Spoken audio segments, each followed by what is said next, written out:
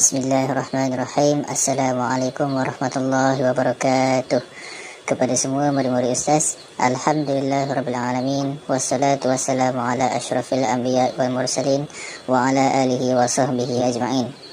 Alhamdulillah, kita dipertemukan lagi di dalam kelas tajwid pada malam ini bersama Ustaz dengan tujuan untuk kita mengulang kaji pelajaran 1 unit 2 yang bertajuk Izhar Halki. Baiklah, sebelum kita memulakan sesi pembelajaran kita pada malam ini, adalah lebih elok jika kita mulakan dengan bacaan doa. Bismillahirrahmanirrahim. Allahumma aftah alaina hikmataka wanshur alaina min khazaini rahmatika ya arhamar rahimin. Rabbi shrah li sadri wa yassir li amri wa hlul 'uqdatam min lisani yafqahu qawli. Amin. Baiklah, sebelum Ustaz pergi kepada isi pembelajaran kita pada malam ini, Ustaz akan terangkan dahulu apakah antara objektif pembelajaran kita pada malam ini. Objektif pembelajaran kita pada malam ini ada 3. Yang pertama adalah kamu semua boleh menyatakan pengertian izhar halki. Dan objektif yang kedua adalah kamu semua boleh menyebutkan huruf-huruf izhar halki. Dan objektif yang ketiga, kamu semua boleh membaca misal-misal dan hukum bacaan izhar halki. Baiklah semua murid-murid, Ustaz akan pergi dahulu kepada bahagian yang pertama, iaitu pengertian izhar halki. Baiklah, pengertian izhar halki dari segi bahasa adalah jelas, iaitu nyata dan juga terang. Manakala pengertian dari segi istilah adalah melafazkan nun sakinah atau tanwin dengan jelas, nyata dan terang apabila bertemu dengan salah satu daripada huruf-huruf izhar. Baiklah, Ustaz akan teruskan kepada bahagian yang kedua, iaitu huruf-huruf izhar halki.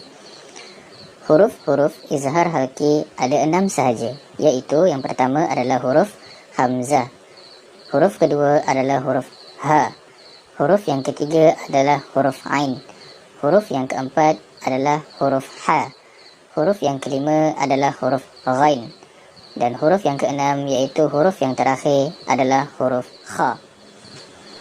Baiklah, Ustaz akan teruskan lagi dengan bahagian yang ketiga, iaitu hukum bacaan izhar halki. Baiklah, hukum bacaan izhar halki adalah wajib dibaca dengan jelas, nyata dan terang, bunyi nun mati atau tanwin tanpa dengung apabila bertemu dengan huruf-huruf izhar. Akan pergi kepada bahagian yang keempat, iaitu misal-misal atau contoh perkataan izhar halki. Di sini Ustaz akan baca mengikut turutan huruf ya. Baiklah, kita pergi kepada huruf yang pertama, iaitu huruf hamzah. Contoh untuk satu kalimah wayan auna. Contoh untuk 2 kalimah min ahli. Contoh untuk tanwin azabun alim. Contoh untuk huruf ha. Contoh untuk 1 kalimah minhum. Contoh untuk 2 kalimah in haza. Contoh untuk tanwin asihrun haza. Huruf yang ketiga adalah huruf ain. Contoh untuk 1 kalimah an'amta. Contoh untuk 2 kalimah min alaqah. Manakala contoh untuk tanwin azabun azim. Huruf yang keempat adalah huruf ha. Contoh untuk 1 kalimah watanhitun. Contoh untuk 2 kalimah min haqqa. Contoh untuk tanwin ata'an hisaba. Huruf yang kelima adalah huruf ghain. Contoh untuk 1 kalimah fasayun ghidun. Contoh untuk 2 kalimah min ghammi. Manakala contoh untuk tanwin la'afuun ghafur. Manakala contoh untuk huruf yang terakhir, iaitu huruf kha. Contoh untuk 1 kalimah wal munkhaniqah. Contoh untuk 2 kalimah min khawf. Contoh untuk tanwin karratun khasirah. Baiklah semua murid-murid, sebelum Ustaz mengakhiri kelas pada malam ini, Ustaz nak kita recap balik apakah perkara yang telah kita belajar sebentar tadi. Baiklah, untuk yang pertama kita belajar mengenai pengertian izhar halki. Untuk yang kedua kita belajar mengenai huruf-huruf izhar halki.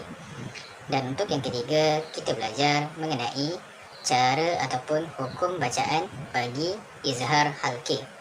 Dan yang terakhir, iaitu yang keempat, kamu semua belajar mengenai misal-misal ataupun contoh-contoh perkataan yang ada hukum izhar halki. Baiklah semua, Ustaz rasa sampai di sini saja dulu kelas kita untuk malam ini. Ustaz harap dengan adanya kelas kita pada malam ini, kamu semua mendapat sedikit sebanyak manfaat dan ilmu yang boleh kamu aplikasikan dalam bacaan Al-Quran kamu. Jadi, Ustaz nak kita ambil sedikit pengajaran dan juga intisari daripada topik pembelajaran kita pada malam ini.